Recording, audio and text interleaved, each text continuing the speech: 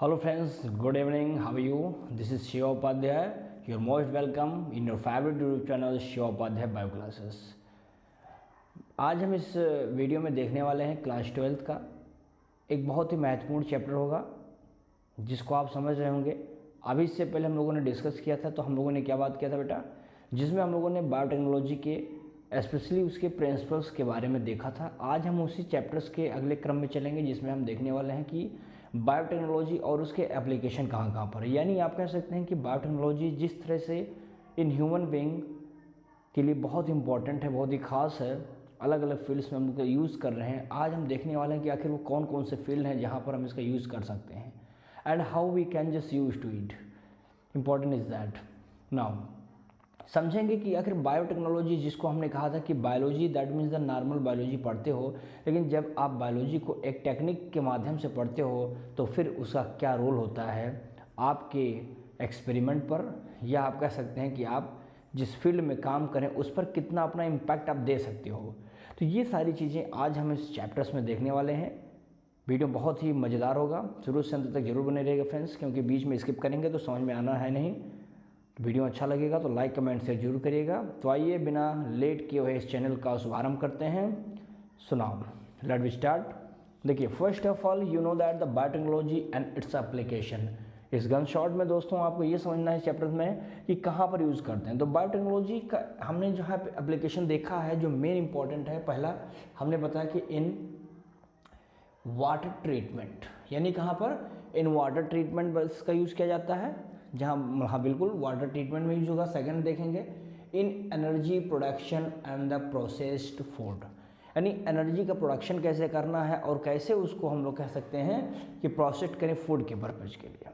तो ये चीज़ें बायोटेक्नोलॉजी के एप्लीकेशन में हम उसका यूज़ देखने वाले हैं। फिर देखेंगे स्पेशली जो पढ़ना है जानकारी, यानी बता देता हूँ मेडिकल के क्षेत्र में, मेडिसिन। इन मेडिसिन में क्या पढ़ेंगे आप लोग, देखिए जेनेटिकल मॉडिफाइड इंसुलिन।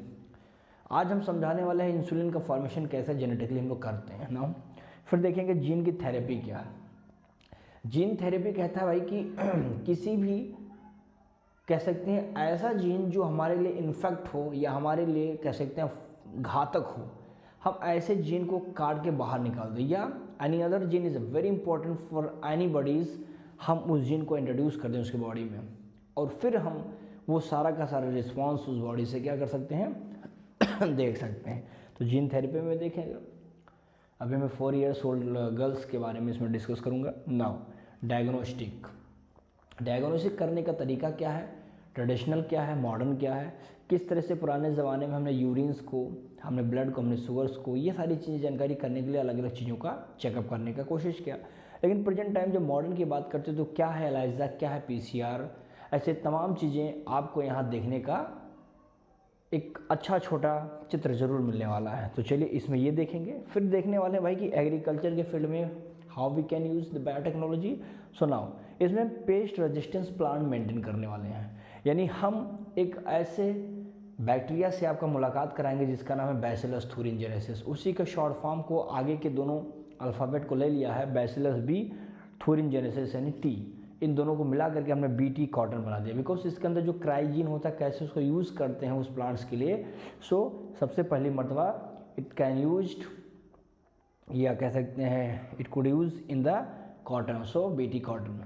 फिर देखेंगे RNAi कैसे वो इंड्यूस करता है ट्यूमर्स को, वो सारी चीज़ें हम लोग इसमें देखने वाले हैं। तो समझ में आ रहा होगा क्या क्या है, बैकग्राउंड समझा दिया मैंने। ऐसे इन्हीं चीज़ों को लेकर के हमको चलना है। वहीं पर मैं आगे शुरू करता हूँ इन एग्रीकल्चरल फील्ड में। देखिए एग्रीकल्चरल फील्ड में सिंपल जान रखिएगा भाई कि ये हम एग्रोकेमिकल्स वेस्ट के आधार पर इसको पढ़ते हैं। Know what is the waste, that is the agrochemical waste, जिसमें समझने वाली बात यह है कि useful of the harmful chemicals. क्या होता है कि जो यूजफुल होते हैं बहुत सारे ऐसे हार्मफुल केमिकल्स को यूज़ किया जाता है। जैसे आप देख सकते हैं यहाँ पर पेस्टिसाइड और फर्टिलाइजर्स। अब पेस्टिसाइड मतलब होता है जो those chemical which kill to the pest, उसी को यूज़ करेंगे। दो इसके हैं, एक है इंसेक्टिसाइडल यानी कह सकते हैं इंसेक्ट को किल करने वाले, and other is the herbicide जो हर्ब को किल कर देते हैं। ये सारी चीज़ें तो ठीक है, हमारे जो कह सकते हैं अनवांटेड चीज़ें उसको समाप्त करने के लिए तो इट्स ओके। लेकिन क्या है दोस्तों, ये अनवांटेड चीज़ों को मारने के लिए ही एबल है? हो सकता है कि कुछ ऐसे फैक्टर्स हों जो कि हमारे लिए बहुत इंपॉर्टेंट हो, वो भी तो मर सकते हैं ना। सो मैंने कहा कि ये हार्मफुल केमिकल्स के रूप में भी जाने जाते हैं। तो इसको लोगों ने कहा भाई ये तो नहीं चल पाएगा ना कि आप यूज़ कर रहे हो, यानी प्रोडक्टिविटी तो इंक्रीज अच्छी हो रही है, लेकिन उसके बदले में आप कितना जान ले रहे हो, वो नहीं चलेगा। इसको रोको, इसको रिप्लेस करो किसी बेस्ट चीज़ के ऊपर। तो यहाँ पर ये चीज़ हुआ। फिर यहीं पर मैं आपको अगला बताऊँ कि और कौन से यूज़ कर रहे हैं। तो इन्होंने क्या किया, कुछ ऑर्गेनिक एग्रीकल्चर का यूज़ किया। देखिए ऑर्गेनिक वाला तो चलो ठीक है, इको फ्रेंडली है, लोग इसको ज़्यादा प्रेफर करते हैं। क्या होता है इसमें बायो पेस्टिसाइड का यूज़ करना होता है। बायो पेस्टिसाइड का यूज़ कर लीजिए और बायो फर्टिलाइजर्स का यूज़ करते हैं। ये हमारे लिए ज़्यादा इंपॉर्टेंट है। हालांकि इसको हम लोग ज़्यादा कह सकते हैं प्रचलित है, यानी everyone want to the biopesticide to maintain our crop. Now फिर देखेंगे कि हम जेनेटिकली इंजीनियर्ड बेस्ड कैसे यूज़ कर सकते हैं। कि हम अपने खेतों में चाहते हैं कि मेरे पास एक बिस्सा ज़मीन है और मैं उसमें क्या करता था, पहले मैंने उसमें मान लीजिए कि 2 बोरा आपको गेहूँ मिलता था, ठीक है, मैंने एग्जाम्पल लेकर चल रहा हूँ, ठीक। अब हम कुछ ऐसा ट्रिक अपनाएंगे, यानी जिसको आप कह सकते हो कि हम उसी एक बिस्से ज़मीन में जहाँ 2 बोरा हमको गेहूँ मिल रहा था, हम चाहते हैं कि उस एक बिस्से ज़मीन में हमको 5 बोरा गेहूँ मिल जाए। तो क्या क्या आपको समझ में आने लगा, यानी आपने सोचा कि यार गेहूँ तो हमको 2 ही बोरा मिलता था, हम ऐसा ट्रिक करो कि गेहूँ के दाने बड़े हो जाएँ, दाने मोटे हो जाएँ, दाने के जो numbers of the grain will be the enhance, वो भी बढ़ जानी चाहिए। यानी हम कह सकते हैं उसको बेहतर तरीके का, चाहे वो हाइब्रिड क्यों ना मेंटेन करना पड़े, वो बनाना पड़ेगा, बनाइए। यानी हम उसमें बहुत सारे जेनेटिक उसको जीन लेवल को चेंज कर देंगे। वो एक जीन जो मान लीजिए 5 दाने के लिए रिस्पॉन्सिबल था, अब वही जीन 25 दाने के लिए रिस्पॉन्सिबल हो जाएगा। तो जाहिर सी बात है कि उस छोटे से ज़मीन में प्रोडक्टिविटी क्या होगी, इंक्रीज़ कर जाएगी। तो वही चीज़ हमने अडॉप्ट करने के लिए जेनेटिकल इंजीनियर को बेस बना लिया अपना, कि चलिए भाई जेनेटिकली इंजीनियर के माध्यम से बेस करेंगे, यूज़ करेंगे इसमें क्या, जेनेटिकली मॉडिफाइड क्रॉप्स का यूज़ करेंगे। हमने जीन को ही बदल दिया उस क्रॉप के अंदर, हमने मिला दिया 2-3 को, हाइब्रिड बना दिया। ऐसे तमाम चीज़ों का यूज़ करने के लिए हम लोग इसको यूज़ करते हैं। नोट में मैं बताऊँ, एक हमारे यहाँ दोस्तों क्या था, ग्रीन रेवोल्यूशन जो 1960 to 17 के दशक में हुआ था। हालांकि M S Swaminathan was main head इसके जाने जाते हैं हमारे इंडिया में। देखिए इसमें इन्होंने क्या किया, ट्रिपलिंग फाउंड किया। जो अनाज मिलता था तुमको, मान लो कि एक बिस्से ज़मीन में 1 बोरा था, अभी क्या होगा, उसी एक बिस्से ज़मीन में 3 आने लगेगा। यानी आपने क्या कर दिया, अनाज की ट्रिपलिंग बढ़ा दी, यानी इतना ज़्यादा नंबर, ट्रिपलिंग फूड सप्लाई कर दिया आपने, ठीक है। हालांकि फूड सप्लाई तो आपने बढ़ा दिया ग्रीन रेवोल्यूशन के दौरान, लेकिन क्या हुआ, पॉपुलेशन हमारा क्या हो गया भाई, घटा थोड़े ना है, वो तो अपना मतलब अपना धार पकड़ा हुआ है, वो कंटिन्यू लग रहा है, चले ही जा रहा है। तो फिर आप बताइए कि क्या हमारे यहाँ इतनी प्रोडक्टिविटी हमको अभी मतलब कह सकती है कि हाँ आप सुरक्षित हो? जी नहीं, अभी भी हम सुरक्षित के उस दायरे में नहीं है, क्योंकि हमारा पॉपुलेशन क्या हो रहा है, बढ़ रहा है। तो जब पॉपुलेशन आपका बढ़ रहा है तो कहीं ना कहीं प्रोडक्टिविटी धीरे धीरे क्या हो जाती है, कम होने के कगार पर रहती है। उतना ज़्यादा उसको बैलेंस नहीं करना होता, कर ही नहीं पाएगी। या तो एक को मेंटेन कर दीजिए, या तो एक साइड से उसको ब्रेक लगा दीजिए और इसको कंटिन्यू अपना चलाते रहिए उसी के अकॉर्डिंग। अब ये चला रहे हो एक पर्टिकुलर अकॉर्डिंग, लेकिन उधर तो बढ़ रहा है, ग्राफ ऊपर जा रहा है। सो आई डोंट थिंक कि आप उसको मैनेज कर पाओगे, that will not the equilibrium to each other. तो ये सिस्टम आपको समझ में आ गया। देखिए अब हमने लिया जेनेटिकल इंजीनियर के द्वारा जो भी बातें रही हमने पूरी बात क्लियर कर दी। अब मैं बताऊंगा जीएमओ क्या है। जीएमओ देखो, जेनेटिकली मॉडिफाइड जैसे क्रॉप हमने बताया, ऐसे जेनेटिकली मॉडिफाइड क्या होते हैं, ऑर्गेनिज्म होते हैं, बहुत सारे जानवर होते हैं। जैसे मैं बताऊं, देखो लिखा है प्लांट्स, बैक्टीरिया, एनिमल्स, ये सब क्या होते हैं, देखो इनके gene have been a altered, इनके जीन को हम अल्टर्ड कर दें, बदल दें, कैसे, बाय द मैनिपुलेशन। अब मैनिपुलेशन के दौरान मतलब होता है कि एक पौधा है, उस पौधे के अंदर कोई ऐसी जीन है जो जीन क्या करता है, गेहूं के दाने की ग्रोथ के लिए जिम्मेदार है। हम इस जीन को क्या किया, हमको ऐसा जानकारी मिला कि किसी दूसरे स्टेट में एक ऐसा ग्रेन है, जो ग्रेन जो है उस संख्या जहाँ वो 4 दाना बना रहा था वो 40 दाने बना सकता है। तो everything is depend on the gene. हमने उस जीन को वहाँ से आइसोलेट कर लिया और वो ला करके हमने कहाँ पर इंट्रोड्यूस कर दिया, जो हमारा डिजायर्ड क्रॉप था हमने उसमें इंट्रोड्यूस कर दिया। यानी हमने क्या किया, उसकी संख्या को बढ़ाने की पूरी साजिश रच ली है। ऐसे एनिमल्स हैं, 10 लीटर अगर मिल्क दे रही कोई जानवर है, कोई एनिमल्स है, हमने उसके अंदर कोई ऐसा जीन इंट्रोड्यूस करवा दिया जो 10 नहीं बल्कि 40 लीटर दूध दे दे, तो आपने देखा कि प्रोडक्टिविटी चाहे वो क्रॉप्स की हो चाहे वो एनिमल्स के किसी फूड की बात करूँ, मैं वहाँ की बात करूँ, इन सब चीज़ों को कैसे बेहतर करना है, ये सारी चीज़ें क्या करवा रहा है भाई, ह्यूमन के बेहतरीन के लिए ही तो हम एप्लीकेशन पढ़ रहे हैं। तो ये चीज़ें हमने यहाँ पर देखा कि हाँ भाई इनके जीन को हमने क्या कर दिया, चाहे प्लांट हो, बैक्टीरिया हो, फंगस हो, एनिमल्स हो, कुछ भी हो, उसके जीन को मैनिपुलेट करवा दीजिए और अपने अकॉर्डिंग जो आप चाहिए उसको मेंटेन करवा लीजिए। जान लीजिए आपने क्या करवा दिया यहाँ पर, जेनेटिकल मॉडिफाइड। अब देखिए टिश्यू कल्चर, देखिए प्लांट ब्रीडिंग का हिस्सा ही है। टिश्यू कल्चर सिंपल जान लीजिएगा, टिश्यू कल्चर कहता है कि भाई साहब हमें एक ट्रेडिशनल जो ब्रीडिंग जब कभी फेल्ड हो जाता है, पुराने समय का जो ब्रीड होता है वो फेल हो जाए, तो फिर क्या करते हैं, किस लिए हमने करवाया था traditional breeding, for the improvement, यानी हम इम्प्रूवमेंट करवाना चाहते थे, वो इम्प्रूवमेंट फेल हो गया किसी वजह से, फिर क्या करना रहेगा हमको, हमने क्या किया इसके लिए ट्रिक देखा, हमने कहा हम एक बीकर ले लेंगे। इस बीकर्स के अंदर दोस्तों आप जान लीजिए कि हमने प्लांट को क्या किया, प्लांट बहुत सारे मतलब हमने सारी न्यूट्रिएंट मीडियम उसमें डाल रखा है। न्यूट्रिएंट मीडियम मतलब हो गया जो हमारा क्या है, एक प्रकार से आप कह दीजिएगा कि ये हमारा जो है कल्चर मीडियम होगा। अब हम उस कल्चर मीडिया उसमें क्या करते हैं, प्रोवाइड करते हैं। वो कल्चर मीडिया वही है जो एक पौधा बाहर रह कर एनवायरनमेंट से सारी चीज़ें रिक्वायर्ड जो होती हैं उसको अपटेक करता है। हमने वो सारी चीज़ें इस बीकर में डाल रखा है। चाहे उसमें हमने बता दिया कि प्लांट के सेल को पार्ट को यहाँ डाल दीजिए, एंड दिस प्लांट के पार्ट यहाँ रहेंगे, साथ साथ में प्लांट के हार्मोन्स होंगे। हार्मोन्स मतलब हो गया ऑक्सीजन की संख्या तगड़ी होगी, वो भी रहेगी इसमें क्योंकि वही उसको ग्रोथ करने में हेल्प करेगा। फिर इनऑर्गेनिक साल्ट होगा, कार्बन के सोर्स होंगे, ग्लूकोज वगैरह हो जाएगा इसमें, कुछ विटामिन्स होंगे, अमीनो एसिड होंगे। ये तमाम चीज़ें मिल कर इस प्लांट के सेल को या प्लांट के पार्ट्स को मिलती रहती है और ये अपना काम बढ़िया से करता रहता है। यानी हम कह सकते हैं कि वह प्लांट, अब कौन सा प्लांट का पार्ट लेंगे, तो ज़्यादातर जान लीजिए कि जो प्लांट का वो टर्मिनल हिस्सा जो होता है, यानी एक सिंपल पार्ट, चाहे एपिकल रीजन का ले लीजिए जिसको टोटीपोटेंसी कैपेसिटी उसके अंदर, टोटीपोटेंसी मतलब होता है उसी को एक्सप्लांट भी कहता है। ध्यान दीजिए मैंने एक लाइन लिखा है टोटीपोटेंसी में, लिखा है कि ये जो न्यूक्लियस इसमें जो न्यूट्रिएंट मीडियम मिल जाता है टोटीपोटेंसी सेल, मान लो ये टोटीपोटेंसी सेल है, अब हमने इसको न्यूट्रिएंट मीडियम में डाल दिया, फिर इसके सेल डिवाइड कर जाते हैं और सेल डिवाइड करने के बाद प्लांट का फॉर्मेशन कर देता है और ऐसे छोटे से हिस्से से यानी टोटीपोटेंसी सेल से जब पूरा का पूरा होल बॉडी तैयार हो जाती है प्लांट का, इसको बोलते हैं एक्सप्लांट कहा जाता है। And this process is called the tissue culture method. I hope कि ये बातें आपको क्लियर हो गई होगी, कोई दिक्कत यहाँ तक होना नहीं चाहिए। अब देखिए भाई टिश्यू कल्चर तो आपने कहा ठीक है सर, हम इसको इसके कई सारे टिश्यू कल्चर के मेथड को भी अप्लाई कर सकते हैं। हम मेथड में जैसे आपको ये पता होगा कि भाई मेरिस्मेटिक क्या होता है। अब मेरिस्मेटिक कल्चर मेथड आपको पता हो कि मेरिस्मेटिक में ये सारी चीज़ें चाहे एपिकल रूट के हों चाहे एपिकल शूट के हों, ये समझ आए ना, वहाँ एपिकल वाला एरिया हमारा वायरस फ्री होता है। जब वायरस फ्री होगा तो जाहिर सी बात है कि आप उसके एपिकल एक्सिलरी वाले भाग से उस सेल को आइसोलेट कर लीजिए और फाइनली क्या करेंगे, उसको ग्रो करा दीजिए। अब ग्रो कराने का तरीका आपका चाहे जैसा भी हो, जिस मेथड से आप यूज़ करना चाहते हैं यूज़ करिए। एंड फाइनली उसमें आप ये कह सकते हैं कि जैसे साइंटिस्ट ने बहुत सारे शेड्यूल कल्चरिंग किया है, चाहे वो आपके शुगर कैन हो जाए, चाहे आपके बनाना हो जाए, पोटैटोस हो जाए, यहाँ पर हो चुके हैं।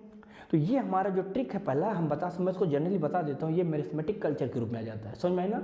तो हम क्या करें, हम इसको कैसे मेथड करें टिश्यू कल्चर का। एक होता है प्रोटोप्लास्ट, हमने करवा लिया, प्रोटोप्लास्ट को फ्यूज़ करवा लिया, हमने 2 प्लांट लिया, 2 प्लांट्स के अपने सेल आइसोलेट कर लिया और प्लांट्स लिया और प्लांट्स के सेल को आपस में सामने रख दिया, ठीक है।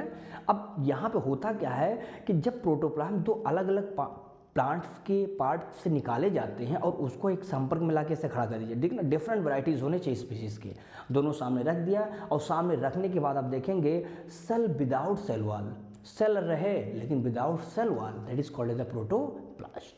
और जैसे वो प्रोटोप्लास्ट आपस में संपर्क में आते हैं दोस्तों, आपस में वो रिएक्ट करते हैं, कह दीजिए अब वो चाहे रूट के हों, चाहे स्टेम्स के हों, चाहे लीव्स के हों, कहीं के हो सकते हैं। आप ला करके सामने रखिए और ग्रो कराइए, जिस तरह से उसको डाइजेस्ट करिए उसके सेल वाल को, फाइनली आप देखेंगे प्रोटोप्लास्ट आपके सामने होगा और उसके अंदर इतनी टेंडेंसी होगी दोस्तों कि वो चाहे तो ग्रो करने की क्षमता रख सकता है। अब ग्रो करने की क्षमता मतलब क्या होता है, जब न्यूक्लियस दोनों आपस में फ्यूज हो गए, दोनों भाई देखो ये सेल है ये सेल है ना, दोनों आपस में न्यूक्लियस को फ्यूज कर लिया। अब न्यूक्लियस जब फ्यूज कर गया तो इसको बोलते हैं हेट्रोकैरियोन, ठीक है ना।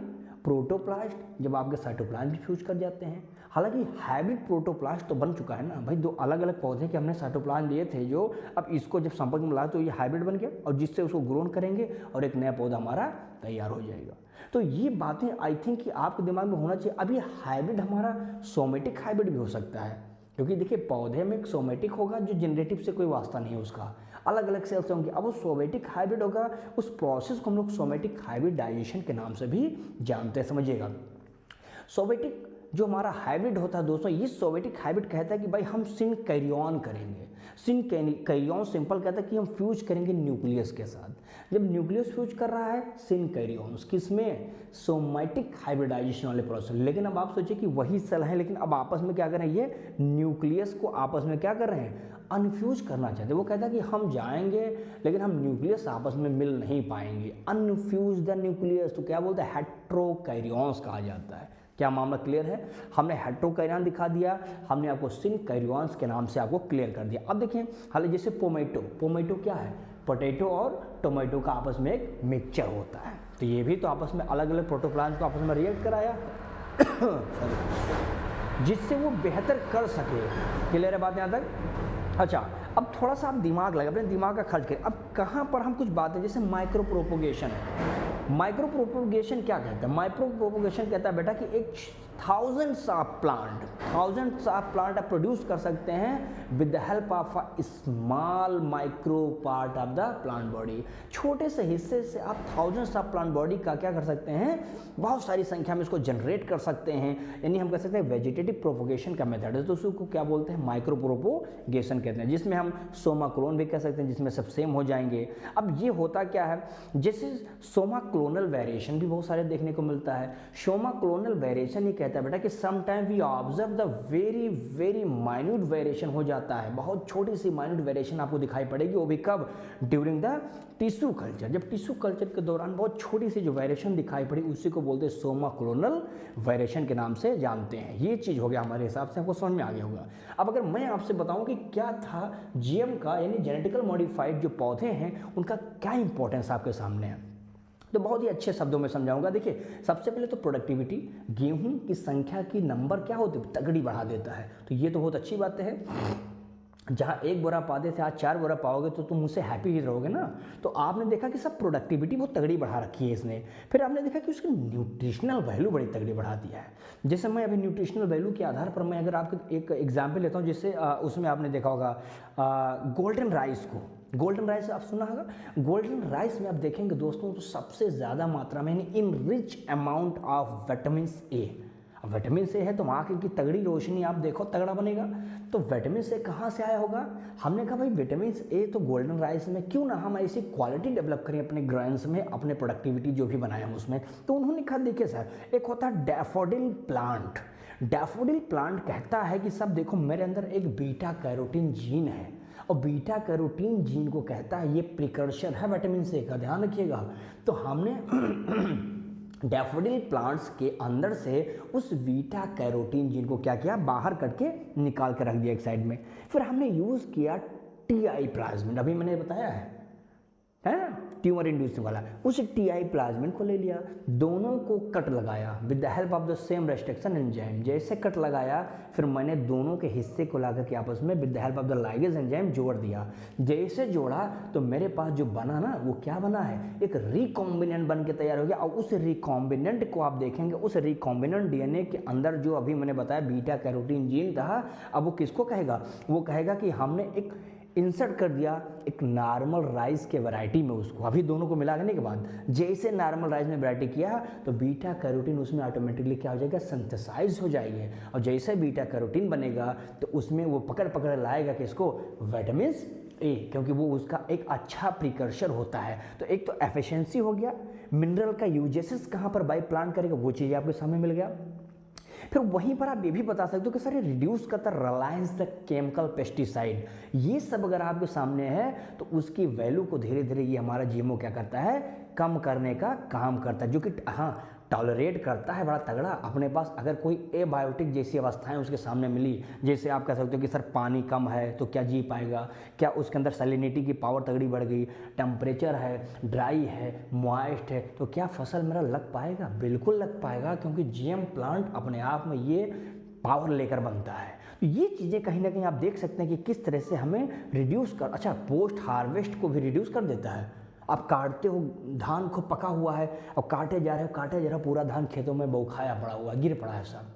अब वो नहीं होगा, काटोगे तो किसी के दम नहीं है माई के लाल में कि एक दाना गिर जाए, बहुत मारे जाएंगे ये लोग। तो ये पोस्ट हार्वेस्ट से पहले रिड्यूसिंग की पावर क्या होगी, बिल्कुल उसको कम कर देगा कि दाना गिरे ना खेतों में, सबका सब मजबूती के साथ वो पौधे में लगे रह जाए। तो ये जो सिस्टम आपने देखा है, हमने सिर्फ ये बताने का काम किया कि इसका कैसे यूज होता है। अभी मैं इसमें आपको बताने वाला हूँ अब कि बीटी कॉटन कैसे होता है, कैसे वो रेजिस्टेंस प्लांट होता है। अब वो रेजिस्टेंस प्लांट जो होता है दोस्तों, कॉटन कहते हैं बाल वर्म के लिए होता है। बाल वर्म क्या होता है, जो कि कहीं ना कहीं डैमेज करता है कॉटन का जो बॉल होता है, उसी कॉटन के बॉल को ये डैमेज करेंगे। अब सोचिए हम खेत में कॉटन ग्रो करा रहे हैं, कॉटन ग्रो कराते समय पूरा का पूरा बाल हमने देखा, अरे भैया रुई इसमें निकलेगा, और जब उसको खोला गया तो देखा बिल्कुल राख निकल रहा है, तो कॉटन बॉल ही दब गया, बताओ। तो वो चीज़ कहीं ना कहीं हम चाहते हैं कि अगर ज़्यादा होगा तो हमारी जो प्रोडक्टिविटी हो जाएगी वो लेस हो जाएगी। तो हम कोशिश करेंगे कि किस तरह से इस कॉटन बाल को रोकें। ये कहीं ना कहीं एक ओकेजनली होता है जब इंसेक्ट कहीं ना कहीं फीड करता है पौधे को गया इंसेक्ट फीड करने के लिए गया, अब बैक्टीरिया मान लो कि विकम तुरंत मर जाएगा। बैक्टीरिया क्यों मर जाएगा, क्योंकि उसके अंदर एक जीन होगा बीटी जीन जैसे उस बैक्टीरिया जैसे खाएगा तो उसी के मिड गड में जाके फंसेगा वहाँ पे, और मिड गड में जैसे वो फंसेगा दोस्तों, आप देखेंगे कि वहाँ बैक्टीरिया इवेंचुअली इंसेक्ट क्या होगा, मर जाएगा, क्योंकि उसका जो मीडियम हो गया है चेंज हो जाएगा, और उसके एपिथेलियम की स्वेलअप हो जाएगी, फूल जाएगी। और फूलने के बाद आप देखेंगे कि फाइनली वो क्या हो जाता है, मर जाता है, क्योंकि वहाँ पर आप देखेंगे तो उसका जो मीडियम हो जाएगा वो एसिडिक हो जाएगा, जिसकी वजह से वो मर जाएगा। समझ में आए बातें? चलिए इस क्वेश्चन सॉल्व लीजिए, फिर आगे बताता हूँ।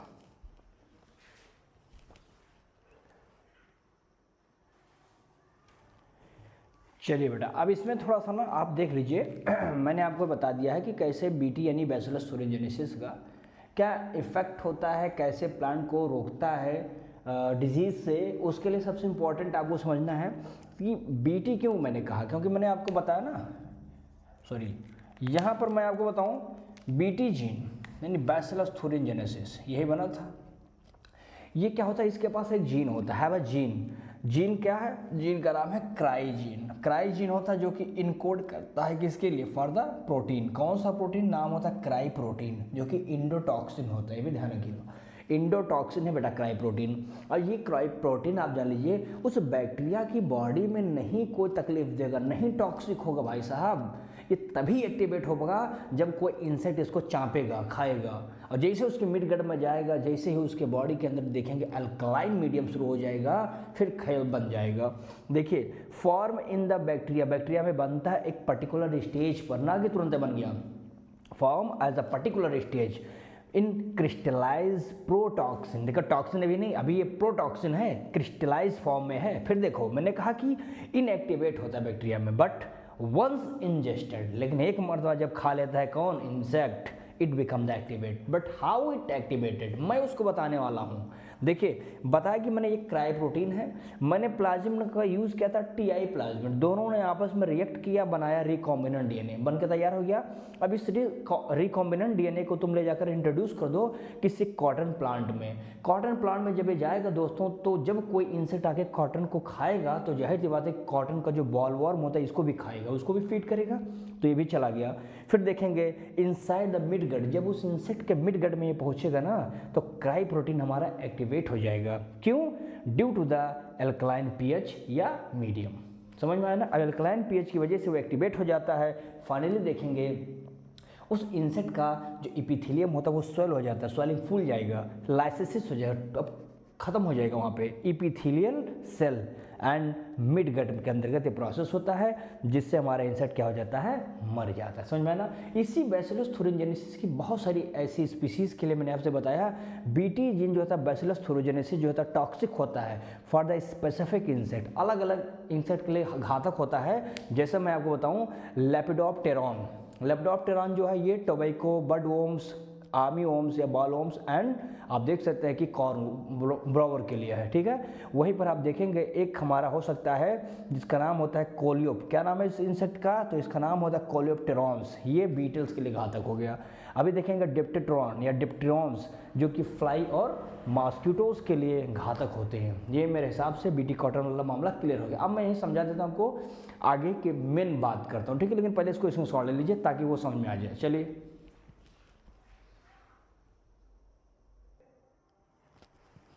चलिए अब इसमें देखते हैं बेटा कि RNAi क्या है, यानी RNA इंटरफेरेंस क्या होता है, इसको क्यों हम mRNA या जीन साइलेंसिंग के नाम से जानते हैं, उसकी पूरी डिटेल मैं आपको समझाने वाला हूँ।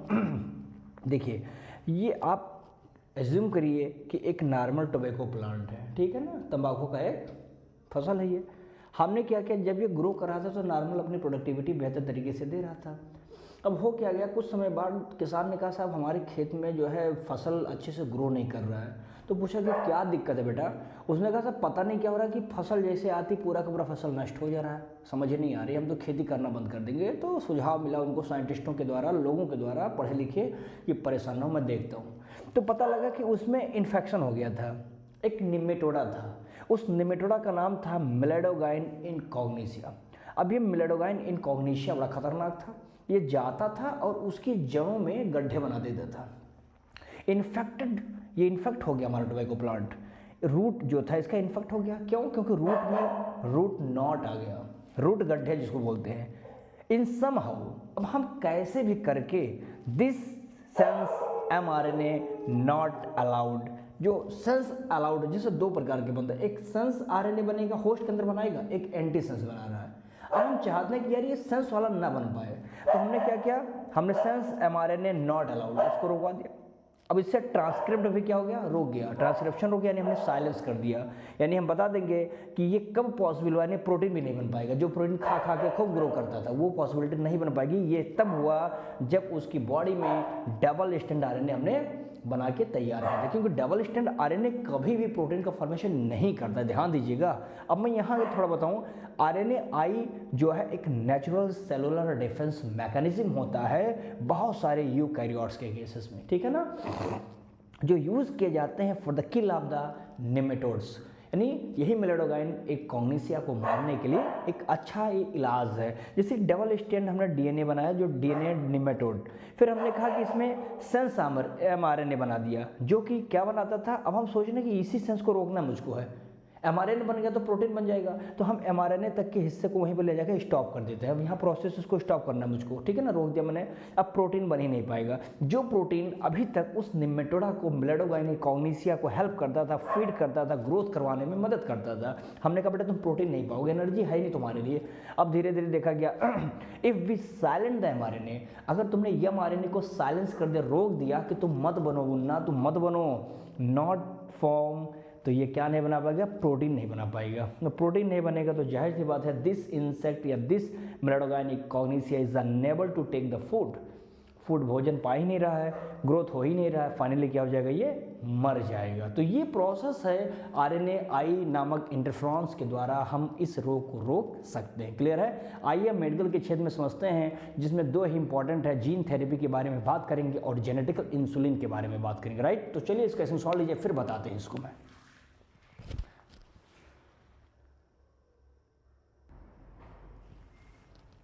चलिए अब इसमें देखिए, ये काफ़ी इम्पॉर्टेंट है और ये आता भी है। अब जान लीजिए कि बोर्ड के पर्पज़ से जानिए, दैट इज़ वेरी इंपॉर्टेंट।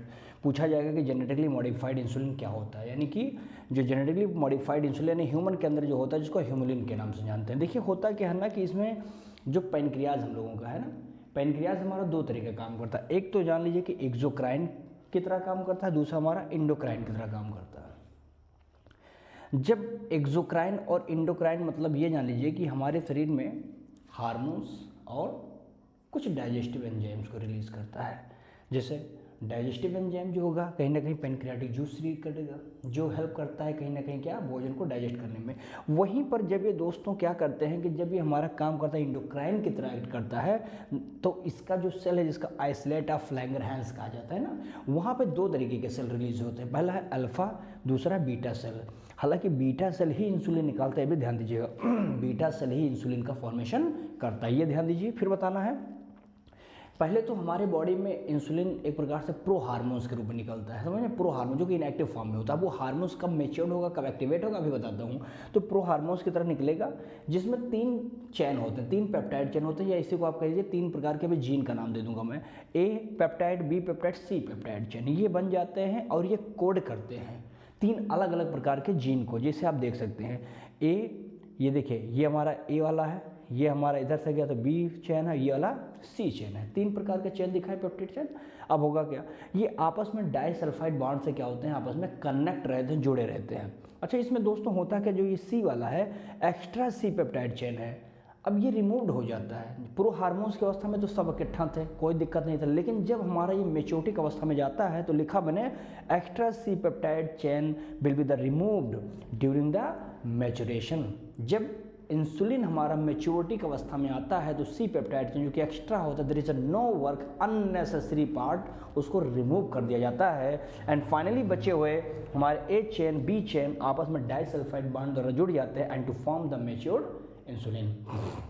हालांकि इसकी मेच्योरिटी वाली अवस्था बड़ी मेजर अवस्था थी, जिसको सब लोगों के बस के पास था ही नहीं को सॉल्व करना, लेकिन इसी में जगह अमेरिका की कंपनी थी जिसका नाम था इली लिली। देखो, लिली लिली, टिल्ली लिली ना जानो, इली लिली कंपनी अमेरिका की है।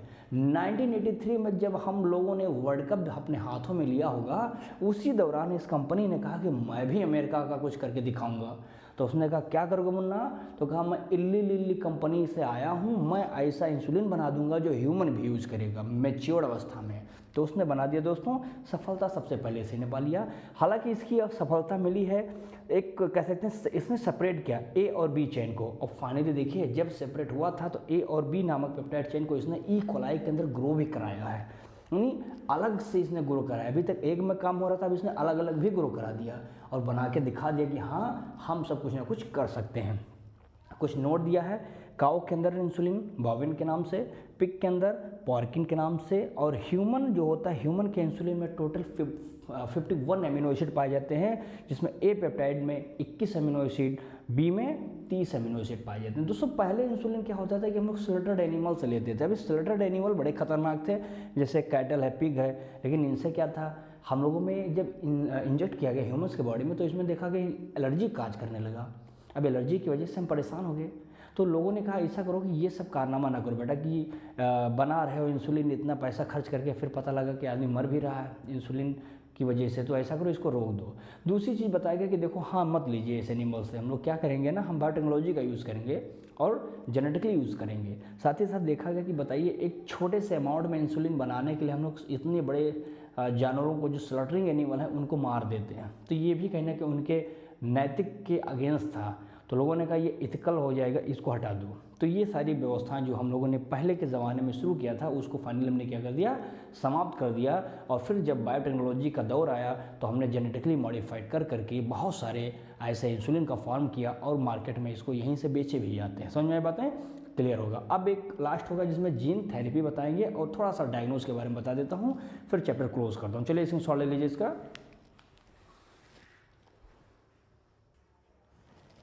चलिए बेटा, अब इसमें देखिएगा, इसमें बहुत इंपॉर्टेंट है जीन थेरेपी। देखिए जीन थेरेपी क्या होता है ना, जिससे होता क्या है कि दोस्तों जैसे मान लेता हूँ कि आपको एक्सरसाइज करवाना है तो फिजियोथेरेपी करवाते हैं, मेडिनोथेरेपी कराते हैं, या जीन में कोई करेक्शन करवाना है तो आप जीन थेरेपी करवाते हो। यानी बॉडी के अंदर थेरेपी मतलब होता है किसी चीज़ को इम्प्रूव करवा देना। यानी आप कह सकते हो कि introduction of the healthy gene, आप अपने बॉडी में किसी हेल्दी जीन को इंट्रोड्यूस करवा लेते हैं और बेकार वाले जीन को जो शरीर को नुकसान करने वाला था उसको आपने क्या करवा दिया, बाहर करवा दिया। ये सिस्टम कहलाता है जीन थेरेपी। होता कुछ नहीं, इसकी एक स्टोरी है, 1990 की घटना है। 4 साल की एक बच्ची थी, जिस बच्ची के अंतर्गत आपको दोस्तों ये देखने को मिलेगा कि एक उसी समय आपको याद होगा HGP शुरू हुआ था, ह्यूमन जीनोम प्रोजेक्ट।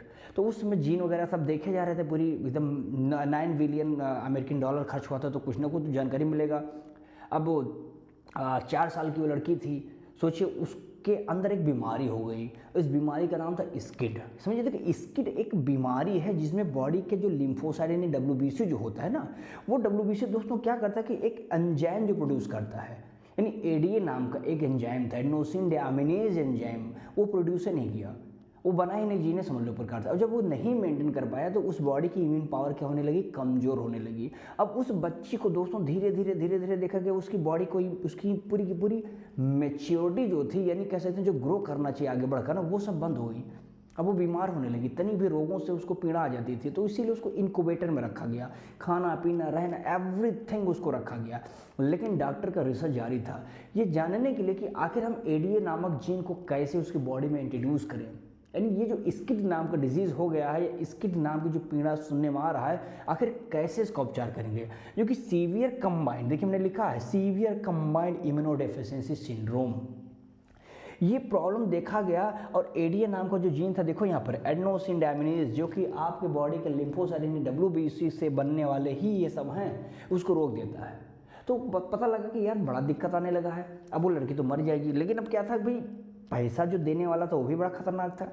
तो स्किड में जब देखा गया कि ये एडीए जीन हमारा जो था इसकी कमी होने लगी, जिससे बच्चे के अंदर बहुत सारी प्रॉब्लम्स देखने को मिल गया। एक नॉर्मल जो बच्चा था, उस नॉर्मल के बच्चे की तरह उसका इम्यून पावर उतना वेल डेवलप नहीं था। अब लोगों को लगने लगा कि उस बच्ची को इनक्यूबेटर में कब तक रखेंगे, क्या दिमाग है, कैसे डॉक्टर इसको मैनेज करेंगे। तो उन्होंने कहा हमको ट्रिक बता दे, कुछ मेथड बता दे ट्रीटमेंट का। उन्होंने कहा आप ऐसा करो ना, आप इन लोगों को सबसे पहले ERT करा दो, एंजाइम रिप्लेसमेंट टेक्निक बना दो। अब एंजाइम रिप्लेसमेंट थेरेपी, इसमें क्या करवा दिया इन्होंने, कहा कि हम डायरेक्टली एडीए नामक जीन को इंजेक्ट कर देंगे उस पेशेंट के बॉडी में टाइम टू टाइम। तो चलो ठीक है, किया, कुछ समय तक देखा गया, but it is not a permanent cure नहीं था। फिर कहा कि आप क्या करेंगे कहा कि बोन मैरो वो एक बदलवा दो, भाई लिम्फोसाइट का मामला तो बोन मैरो बदलवा दो। लेकिन ये कोई अमर थोड़े ना है ब्लड, वो तो रिसाइकिल होते रहते हैं, तो एक समय आएगा जब वो खत्म हो जाएगा, तब फिर that is also not a permanent cure. तब कहा कि अब ऐसा करो, उस जीने को उठाओ और वो एक पर्टिकुलर हेल्दी एडीए नामक जीन को उस एम्ब्रियोनिक अवस्था में हम इंट्रोड्यूस करवा देंगे, जीन थेरेपी करवा देंगे, जिससे डिफेक्टिव जीन को हमने अलग करवा दिया, यानी उसको रिप्लेस करा दिया। कहाँ पर, एक करेक्ट जीन में। और फाइनली हमने देखा दोस्तों कि वो जो बच्ची थी, उस बच्ची में बहुत सारे सुधार इस प्रकार से आ गए। तो जीन थेरेपी भी अपने आप में एक माना जाना बायोटेक्नोलॉजी के फील्ड में, जान लीजिए कि ये चैलेंज करता है, अच्छे अच्छे रोगों से लड़ने की क्षमता प्रोवाइड करता है, और जिसकी उम्मीद नहीं होती पेशेंट को, उसको भी एक बार उठकर खड़ा करने में शक्ति देता है। तो आई थिंक जीन थेरेपी के बारे में जान गए होंगे, ज़्यादा इसमें एक्सप्लेन करने की मुझे आवश्यकता नहीं है, ठीक है ना। हालांकि इसको धीरे धीरे देखा गया कि हमने रेट्रोवायरस का भी यूज़ किया था, कैसे उसको रिप्लेट कर दिया था, कैसे उसकी कॉपी बनाई, और हमने कैसे उस जीन को उस DNA में या उसके बॉडी के अंदर इंट्रोड्यूस करवाया। बहुत सारे इसके ट्रिक्स थे, लेकिन कुल मिलाकर के आपने परमानेंट किया और उसके एम्ब्रियोनिक अवस्था में उस हेल्दी जीन को इंट्रोड्यूस करवाना, that is a permanent cure, right. अब देखिए इसी में मैं आपको बताने वाला हूँ भाई कि देखिए ये क्या कहते हैं। देखिए ये कहते हैं कि हमको बताना है मॉलिक्यूलर डायग्नोसिस। मॉलिक्यूलर डायग्नोस क्या करवाते हैं, मॉलिक्यूलर डायग्नोस में बस इतना आपको ध्यान में रखना है अपने पास कि मॉलिक्यूलर डायग्नोस क्या कहता है। देखो मॉलिक्यूलर स्तर पर आप बात कर रहे हैं, कहाँ पर बात कर रहे हैं, मॉलिक्यूलर लेवल पर बात कर रहे हैं। तो जाहिर सी बात है कि बहुत सारे रोग शरीर में होते हैं, क्या आप देख करके जान जाते हैं। बहुत सारे रोग, जैसे मान लो शरीर पीला पड़ गया तो हमने कहते भैया पीलिया हो गया, आपको आँख में बगल में फोड़ा निकला, तुम कहते भैया काने हो गए हो तुम। तो ये चीज़ें तो बाहर ही आप देख ही पा रहे हो, लेकिन कैसे इसको डायग्नोस आप कर पाओगे। तो डायग्नोस करने का जो इन्होंने मेन मेथड बताया दोस्तों, एक है मॉलिक्यूलर डायग्नोसिस, जिसको हम लोग बोलते हैं क्या, एक कन्वेंशनल ट्रिक के द्वारा, दूसरा है मॉडर्न ट्रिक जो कि जेनेटिक ट्रिक के माध्यम से जाना जाता है। देखो कन्वेंशनल बहुत पुराने समय का चला आया है, जिसमें small amount of pathogen can not be detected. छोटे अमाउंट में कहीं पैथोजन बॉडी में है तो उसको जान ही नहीं पाओगे कहाँ पे है, तो फिर ना कर पाओ, यानी इसको this is not early possibility, इसकी जल्दी से जानकारी नहीं पाओगे, रोगों का पता नहीं कर पाओगे। जैसे पहले सीरम था, सीरम का एनालिसिस कर लिया, ब्लड टेस्ट करवा लिया, यूरिन टेस्ट करवा लिया, so that is a old time process. But now क्या हुआ, इसमें हो गया कि स्मॉल अमाउंट में भी कहीं पर ये मौजूद हैं तो बेटे पकड़े जाओगे। आप देखेंगे अर्ली डिटेक्शन होगा, तुरंत लो 1 घंटे में रिपोर्ट ले लो, ये पॉसिबिलिटी आज के समय में बन चुकी है। जैसे PCR कराया, जैसे एलाइजा कराया, जैसे हमने ऑटो रेडियोग्राफी करवा दिया। अब ये सिस्टम क्या है, आपको ये सारी चीज़ें जानकारी रखना है कि भाई PCR क्या करता है। देखो PCR को पढ़ाया मैंने अभी उस DNA वाले चैप्टर में, पॉलीमरेज चेन ऑफ रिएक्शन कहा जाता है। ये क्या करता है कि HIV जैसे छोटे से सैंपल अगर बॉडी में कहीं पर मान लो कहीं पर है तो उस इंट्रोड्यूस है अगर, तो उसको डिटेक्ट कर लेगा तुरंत, यानी उस जीन को कहीं ना कहीं म्यूटेंट को भी कंफर्म कर लेगा कि कहाँ कहाँ पर क्या प्रॉब्लम आ रही है, तो अब चाहे वो स्मॉल अमाउंट में ही क्यों ना हो, तो पीसीआर जान लीजिए एक प्रकार से बहुत ही अच्छे लेवल पर उस रोगों के लिए लड़ने की क्षमता प्रोवाइड करता है। वहीं पर एलाइजा नाम ही देखो, एलाइजी एंजाइम लिंक्ड इम्यूनोसार्वेंट एसे, ये भी कहीं ना कहीं एंटीजन एंटीबॉडी का एक प्रकार से क्या होता है, ये एक इंटरैक्शन होता है, जिससे हमको यहाँ भर रोगों के बारे में आसानी से पता चल जाता है। समझ में बातें। अब एक मैंने अभी आपको बताया होगा ऑटो रेडियो बायोग्राफी, देखो इसमें कोई एनी म्यूटेशन, अगर कोई भी म्यूटेशन है, मान लेता हूँ कि कोई म्यूटेशन हमारे यहाँ पर है इन द जीन, तो इसको डिटेक्ट करने का एक अच्छा तरीका है, कोई म्यूटेशन, म्यूटेशन क्या है, sudden change in the gene,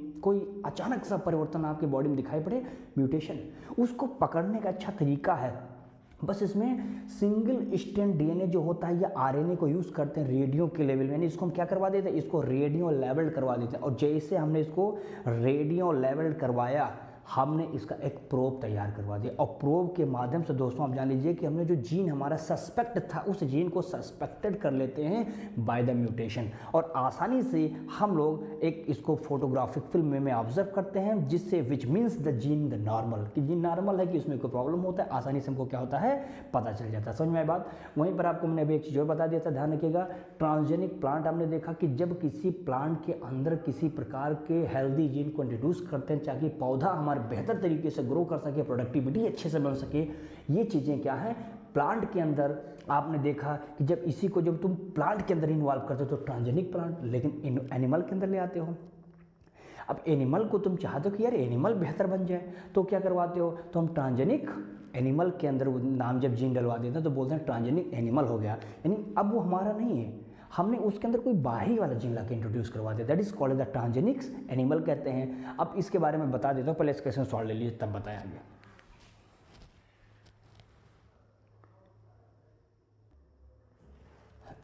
चलिए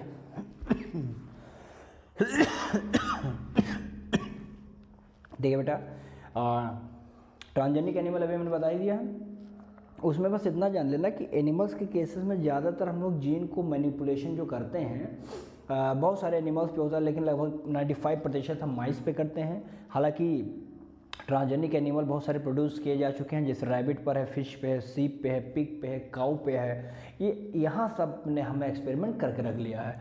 होता क्या है दोस्तों कि हम आखिर ये क्यों करते हैं transgenic animal, for what reason we are doing this type of experiment on the different kind of the animals. So reason is that first natural physiology and development, हम चाहते हैं कि उसका नेचुरली जो उसका फिजियोलॉजी है, उसकी जो आकृति बनावट है, उसका जो डेवलपमेंट हुआ है उसको और बेहतर आप कर सकें, ठीक है ना, ये हो जाएगा। सेकंड स्टडी ऑफ डिजीज़, बहुत सारे डिजीज़ के बारे में इन्फॉर्म करने के पहले बिफोर पता करना चाहते हैं, अब ये सारी व्यवस्था करने के लिए हम लोग ट्रांसजेनिक एनिमल पर यूज़ करते हैं एक्सपेरिमेंट, जैसे कैंसर हो गया, जैसे साइटिक फाइब्रोसिस हो गया, जैसे रूमेटॉइड्स हो गए, ये सारी चीज़ों के बारे में भी जानकारी करने के लिए हम लोग यानी ट्रांसजेनिक एनिमल का यूज़ करते हैं, ठीक है। फिर देखते हैं अब बायोलॉजिकल प्रोडक्ट आप चाहते हैं, बायोलॉजिकल प्रोडक्ट्स मतलब होगा जैसे दूध आवक चाहिए, अंडे की मात्रा बड़ी हो जाए, दूध ज़्यादा बन जाए, उसमें प्रोटीन्स की मात्रा 2.4 लीटर समथिंग ग्राम्स पर लीटर हो जाए, ऐसी सारी चीज़ों के विषय में आप जानना चाहते हैं।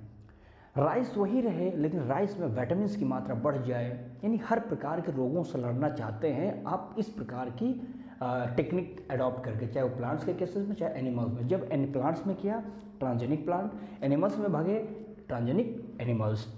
हमने कहा बायोलॉजिकल प्रोडक्ट, जैसे एक रोजी ट्रांसजेनिक काऊ थी, तो यहाँ पर हमने देखा कि किस तरह से उसके अंदर जो प्रिकर्सर थे उस जीन को मैंने आइसोलेट किया और उस जीन के माध्यम से हमने मिल्क में प्रोटीन की अमाउंट क्या कर दी, बढ़ा दिया।